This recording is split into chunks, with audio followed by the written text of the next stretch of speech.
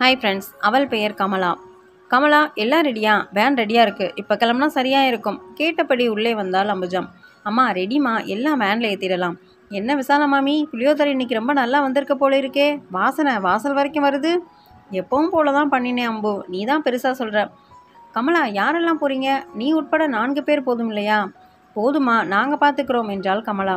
பாட்டி, நானும் அம்மா கூட போகட்டுமா என்றபடி ஓடி வந்து அம்புஜத்தை கட்டி கொண்டாள் கமலத்தின் 6 வயது மகள். நீ இன்னும் கொஞ்சம் பெரியவளானதும் போகலாம். இப்போ இங்கே நான், விசாலம், பாட்டி எல்லாரும் இருக்காங்க. எங்கள் கூட இரு, ஹோம்ஒர்க் இருந்தால் பண்ணிடு, சரியா? சரி பாட்டி. வேனில் சாப்பாடு எல்லாம் ஏற்றி அவர்கள் கிளம்பிய பின் ஆஃபீஸ் அறையில் உட்கார்ந்து அடுத்தடுத்து வரும் நாட்களில் உள்ள ஆர்டர்களை பார்த்து கொண்டிருந்தாள் அம்புஜம். தை மாசி மாதங்களில் நிறைய ஆர்டர்கள். அப்பப்பா, இந்த 5 ஆண்டுகளில் எவ்வளவு வளர்ச்சி, முன்னேற்றம். ரமணியம் என்ற அவள் வீட்டின் பேரில் கேட்டரிங் சர்வீஸ் சிறிய அளவில் ஆரம்பித்தாள். இன்று நகரில் நல்ல பெயர் எடுத்த கேட்டரிங் நிறுவனமாக ரமணியத்தை செயல்படுத்தி கொண்டிருக்கிறாள் அம்புஜம். வீட்டில் தனியாக சிறிய அளவில் சமையல் செய்து கொடுக்க ஆரம்பித்தாள் அம்புஜம். அவளது கைப்பக்குவமும் தொழில் பக்தியும் நேர்மையும் பிடித்து போக அவளை தேடி கொஞ்சம் கொஞ்சமாக பெரிய பெரிய ஆர்டர்கள் வர ஆரம்பித்தன. எப்படி தனியாய் சமாளிப்பது என யோசித்துக் கொண்டிருக்கையில் ஏதாவது சமையல் வேலை கிடைக்குமா என கேட்டு முதலில் அவளை தேடி வந்தவர் விசாலம் மாமி. மாமியின் சமையல் பிடித்துவிடவே தன்னுடனே வைத்து கொண்டாள் அம்புஜம். மாமிக்கும் உறவென்று யாருமில்லை. இருந்த ஒரே மகனும் திருமணம் முடித்து வெளிநாடு சென்று அங்கேயே தங்கிவிட்டான். இப்படியே ஒவ்வொருவராக வந்த அம்புஜத்திடம் சேர்ந்தனர். கணவனை இழந்து 1 வயது குழந்தையுடன் வந்த கமலா, வீட்டிற்கு ஒரே பெண், விபத்தில் பெற்றோரை இழந்து தனியாய் நின்ற ரேவதி, கணவன் இறந்த பின் வாரிசு யாரும் இல்லாததால் இங்கு வந்து சேர்ந்த பரிமளாக்கா என ஒவ்வொருவரும் வாழ்வில் அடிபட்டவர்கள். தனிமரமாய் நின்ற அம்புஜத்துடன் இப்போது 20 பேர் இருக்கின்றனர். அனைவரும் தங்க மாடியில் 4 அறைகளுடன் சேர்த்து வீட்டை பெரிதாக கட்டினாள். குறைந்த அளவு சமையல் என்றால் வீட்டிலேயே செய்வதற்கான வசதியையும் செய்து கொண்டாள். கல்யாணம் போன்ற பெரிய ஆர்டர் என்றால் அங்கேயே சென்று செய்து கொடுப்பார். 5 ஆண்டுகளில் தன் வாழ்வில் இப்படி ஒரு மாற்றம் வரும் என எதிர்பார்க்கவில்லை அம்புஜம். ஆனால் அர்த்தமுள்ள இந்த வாழ்க்கையால் 50 வயதான அம்புஜம் தனக்கு வயது குறைந்தது போலத்தான் உணர்ந்தாள். அவளிடம் வந்து சேர்ந்த ஒவ்வொருவரும் உறவுக்கும் பாசத்திற்கும் இயங்குபவர்களாக இருந்ததால் ஒவ்வொருவரையும் தங்கள் உறவுகளாகவே நினைத்து வாழத் துவங்கினர். பாட்டி, அக்கா, பெரியம்மா, சித்தி என எல்லா உறவுகளும் அங்கே இருந்தனர். ஏதோ யோசனையில் இருந்த அம்புஜம் வாசல் கதவு திறக்கும் சப்தம் கேட்க எட்டி பார்த்தாள். அவளது முதல் தங்கை விஜயா வந்து கொண்டிருந்தாள். இவள் எதற்கு இப்போது திடீரென வருகிறாள் என குழம்பினாள் அம்புஜம். அக்கா, வா விஜயா, எப்படி இருக்க? என்ன திடீர்னு? உன்னை பார்க்க தான் வந்தேன். எப்படி இருக்க? எனக்கு என்ன, நான் நல்லா இருக்கேன். நீ சொல்லு. நம்ம பவித்ராவுக்கு கல்யாணம் நிச்சயமாயிருக்கு. அடுத்த மாதம் கல்யாணம். ஓ அப்படியா? பவித்ரா அவ்வளோ பெரிய பெண்ணாயிட்டாளா? நல்ல விஷயந்தான். ஆமாம், நல்ல இடமா வந்தது. அதான் உடனே முடிச்சிடலாம்னு ஏற்பாடு பண்ணிட்டோம். ரொம்ப சந்தோஷம் விஜயா. கல்யாணம் எந்த மண்டபத்தில், பத்திரிக்கை எங்க என கேட்டு பின்னாக்கை கடித்து கொண்டாள் அம்புஜம். நாம போய் எதற்கு பத்திரிக்கையை கேட்கணும்? சுத்த மண்டு என மனதுக்குள் தன்னையே தீட்டிக் கொண்டாள். பத்திரிக்கை நமக்குள்ளே என்னக்கா ஃபார்மாலிட்டிஸ்? நம் வீட்டு கல்யாணத்துக்கு நீ வர போகிற, இதுக்கு எதுக்கு பத்திரிக்கையெல்லாம்? என் பொண்ணு உன் பொண்ணு மாதிரி தானே. ஆஹா, இவ எதுக்கும் அடி போடுறா என மனதுக்குள் எண்ணியபடி உஷாரானால் அம்புஜம். அக்கா, நீ இல்லாமல் நம் வீட்டு விசேஷம் எது நடந்திருக்கு சொல்லு. உனக்கு என்ன கோபமோ தெரியலை. இப்போ 4-5 வருஷமாக எதுலேயும் கலந்துக்கிறது இல்லை. யார் யாரையோ வீட்டுக்குள்ளே சேர்த்துக்கிட்டு ஏன் இப்படியெல்லாம் பண்ணுறக்கா? உனக்குன்னு நாங்கள் இருக்கும்போது நீயே இப்படி அனாதை மாதிரி இருக்கணும். நான் அனாதையாக இருக்கேன்னு யார் சொன்னா? என் கூட எல்லா உறவுகளும் இருக்காங்க. என்னை பற்றி நீ கவலைப்பட வேண்டாம் என்று சொன்ன அம்புஜம் சற்று உஷாரானாள். விஜயாவின் இந்த மாதிரி பேச்சுக்களால் ஏற்கனவே நிறைய அடிபட்டு விட்டாள். அக்கா, நீ என்ன பண்ணுவியோ எனக்கு தெரியாது. கல்யாணத்துக்கு 15 நாள் முன்பே வீட்டுக்கு வந்துடு. நீ இருந்தால் தான் எனக்கு தெம்பாக இருக்கும். என்ன, சரியா? இல்லை விஜயா, அவ்வளவு நாள் என்னால் இங்கே வேலையெல்லாம் விட்டுட்டு வர முடியாது. ஏகப்பட்ட ஆர்டர் இருக்குது. சரி, நீ சாப்பாட்டுக்கெல்லாம் ஏற்பாடு பண்ணிட்டியா? எல்லாம் முடிஞ்சது. மாப்பிள்ளை வீடு பெரிய இடம், அதனால் நல்ல இடமா பார்த்து எல்லாம் சொல்லியாச்சு. சரி, அதெல்லாம் விடு. நீ எப்போ வரேன்னு சொல்லு.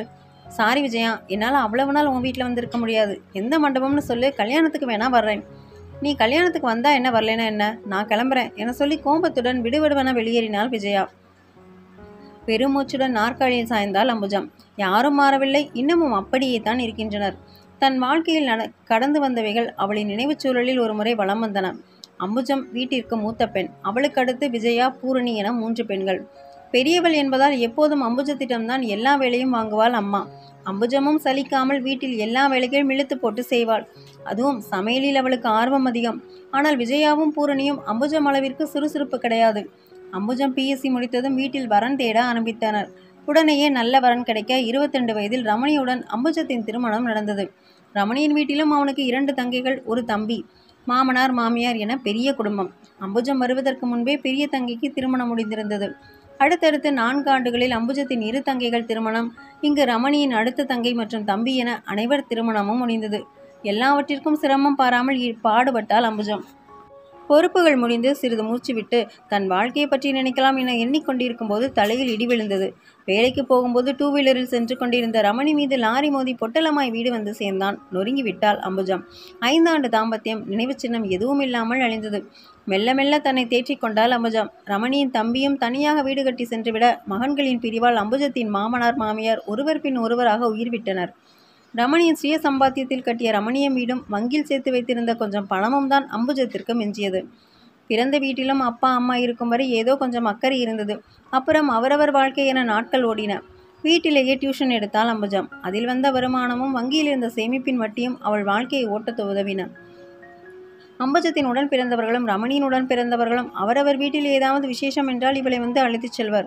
1 வாரம் 10 நாட்கள் அவர்கள் வீட்டில் தங்கி சமையல் வேலையிலிருந்து அனைத்தும் கவனித்துக் கொள்வாள் அம்புஜம். அவர்கள் வந்து கூப்பிடும்போது, அக்கா நீதான் வந்து நடத்தி கொடுக்கணும் என்றும், அண்ணி அண்ணன் இல்லாத குறையை நீங்க தான் தீர்த்து வைக்கணும் என்றும் தேனாக பேசி கூப்பிடுவார். அப்படியே நிகழ்ந்து போவாள் அம்புஜம். எமேல இவ்வளவு பாசமா என உருகி மாடாய் உழைப்பாள். ஆனால் ஒருவர் கூட அவளை தங்கள் வீட்டில் சாதாரண நாட்களில் இருக்க சொல்ல மாட்டார்கள். விசேஷ நாட்களில் கூட்டிச் சென்று நன்றாக பிழிந்து எடுத்து வேலை முடிந்ததும் எப்பாக்கா கிளம்பணும் என்றும், அண்ணி பாவம் நீங்க இல்லாமல் டியூஷன் பசங்க சிரமப்படுவாங்க என்றும் சொல்லி மறைமுகமாக அம்புஜத்தை விரட்டி விடுவர். ஆரம்பத்தில் இதையெல்லாம் பெரிதாக எடுத்துக்கொள்ளவில்லை அம்புஜம். ஆனால் நாட்களாக அம்புஜத்திற்கு மெல்ல மெல்ல புரிய ஆரம்பித்தது. சம்பளமில்லா வேலைக்காரியாய் அவர்கள் தன்னை உபயோகப்படுத்திக் கொள்கின்றனர் என்று உணர்ந்த போது உடலும் மனமும் சோர்ந்து போனது. அம்புஜத்திற்கு உடல்நிலை சரியில்லை என்றால் கூட யாரும் அவள் வீட்டிற்கு வந்து அவளுடன் தங்கியதில்லை. சாதாரண நாட்களில் என்ன ஏது என்று விசாரிப்பு கூட இருக்காது. அவர்களுக்கு வேலைக்கு ஆள் தேவை எனும்போது மட்டும் அம்புஜம் தேவைப்பட்டாள். கணவனின் உடன் பிறந்தவர்கள் தன்னை ஒதுக்கியது கூட அவளுக்கு பெரிதாக வலிக்கவில்லை. ஆனால் தன்னுடன் பிறந்தவர்கள் கூட இரத்த பாசம் இல்லாமல் இருப்பது அவளை மிகவும் பாதித்தது. தன்னை தன் உழைப்பை உபயோகப்படுத்தி கொண்டவர்களுக்காக வாழ்க்கையில் 10-15 ஆண்டுகளை தொலைத்திருந்தாள் அம்புஜம். இனி எதற்காக வாழ வேண்டும் என யோசிக்க ஆரம்பித்தாள். மனம் வெறுத்து அடிக்கடி அருகில் இருக்கும் முருகன் கோவிலில் சென்று மணிக்கணக்காய் உட்கார்ந்து விடுவாள். தனக்கென்று யாரும் இல்லாமல் என்ன வாழ்க்கை என்று அம்புஜம் அழாத நாள் இல்லை. அப்போதுதான் எதேச்சியாக 2 பெண்களின் உரையாடலை கேட்க நேர்ந்தது.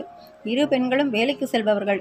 இரவு வேலை முடித்து வீட்டிற்கு வந்து எல்லா வேலைகளும் செய்ய முடியவில்லை. யாராவது வீட்டு சாப்பாடு போல் செய்து கொடுத்தால் நன்றாக இருக்கும் என பேசிக்கொண்டனர்.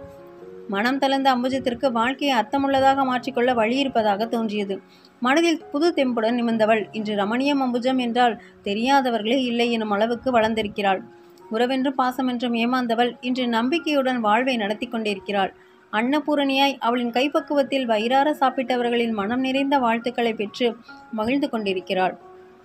அம்பு, பல்லாவரம் கல்யாணத்துக்கு நாளை காலையிலே மண்டபத்துக்கு போகணுமா என்று கேட்டபடியே வந்தாள் விசாலம் மாமி.